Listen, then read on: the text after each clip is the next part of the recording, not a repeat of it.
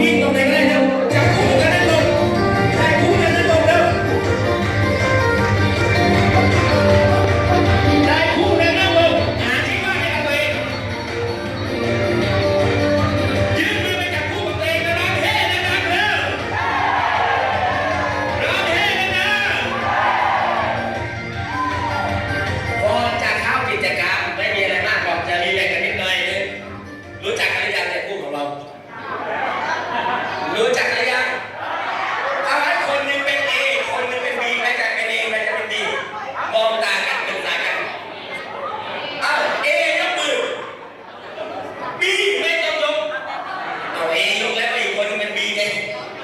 โอเค A ลองบอกกับ B ดูซิเราเป็นใครมาจากไหนแล้วก็เข้ามาสู่ธุรกิจเครือข่ายนี้